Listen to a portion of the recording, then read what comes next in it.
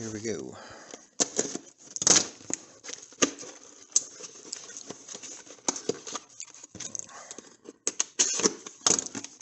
Alright, so we got some reeds,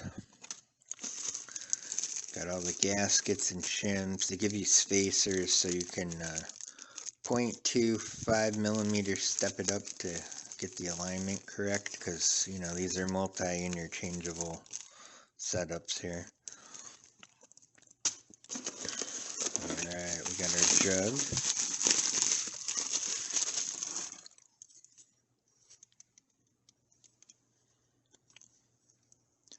They always do such a nice job on the ports, like right out of the box. These are such clean castings. So this is a legit one, it's serialed. But so you can see the port design in there. Alright. Piston.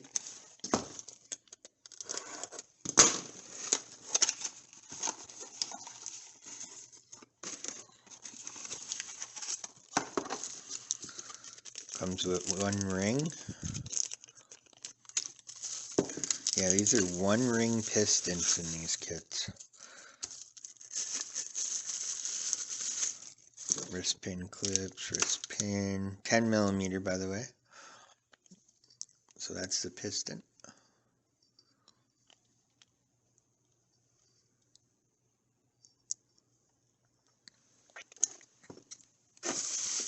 It comes with a head,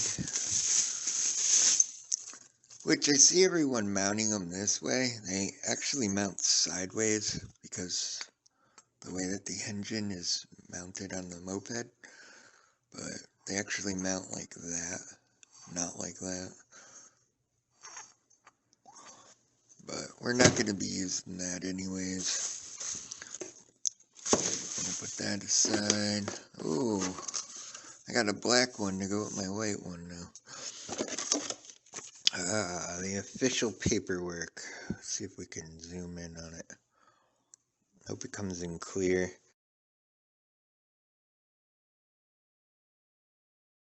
So, a little bit of information, what it fits a bunch of different types of things, all that good stuff.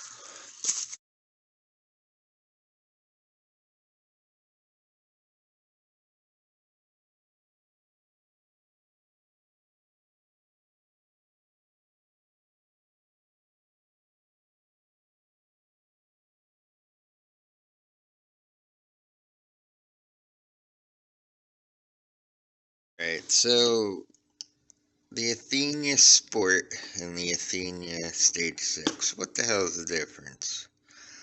Not a lot. The port designs are all identical. The surface is polished on a Stage 6. The surfaces inside here are all polished, usually right out of the box. You won't see like that little casting line, you know, all little imperfections. They make it perfect. Is there a difference in how they run? Not really.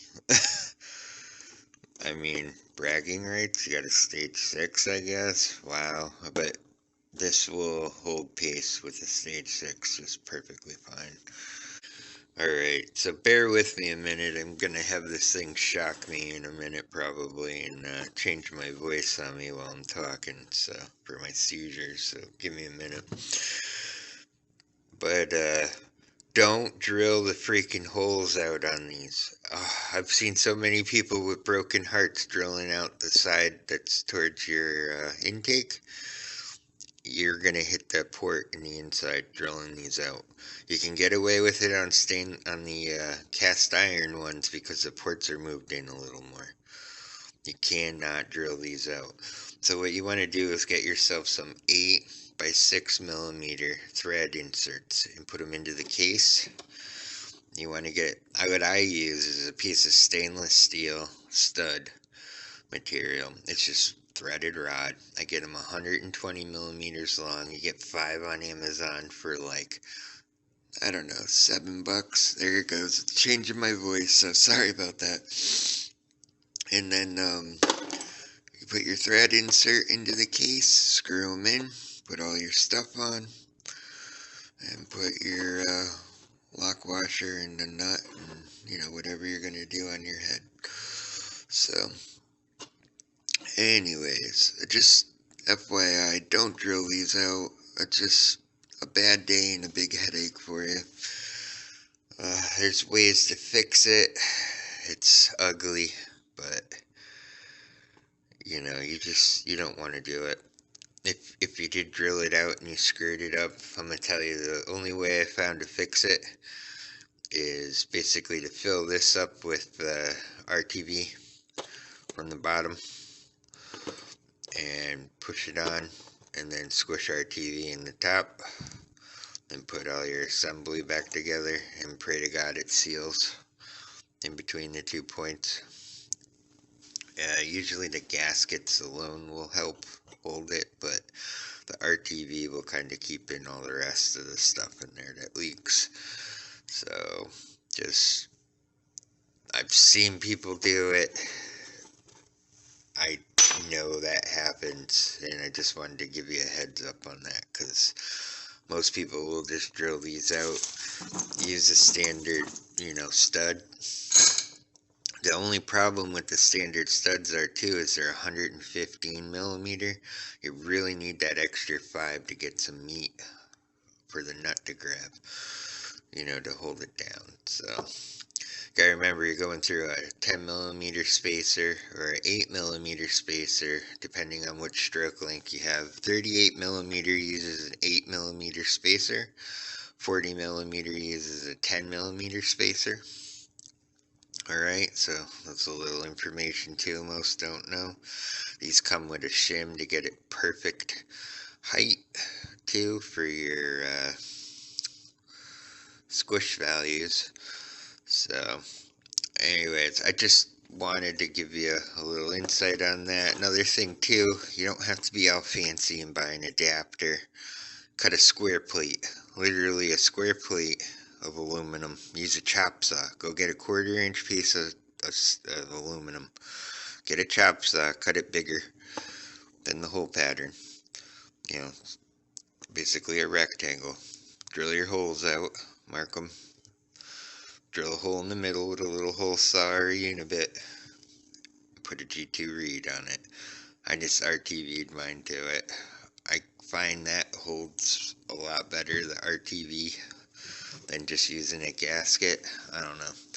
I've had this on 2 of those now, and literally it has not ever leaked yet. So, just, you don't have to have that fancy pattern to match that fancy pattern. A square works perfectly fine for the DIY people. So just so you know, you don't have to spend 30 bucks on one. But if you want something that mounts up super easy and stuff, I really would suggest it. Like that Smolik Racing Performance. They make really nice ones, the adapters. So, he makes actually a lot of nice spacers and stuff too. So if you're going to look for one, you might as well go there. I'll actually leave a link down for that. Because they're one of the few that don't like screw people. And he's pretty freaking good at like returning calls and stuff. And then I'm going to be using one of these for a plug. So, anyways. Alright, well that's it. Peace out, Cub Scout. We're going to be putting this on soon. That's a Nibby 18 carb that I'm going to be using with this.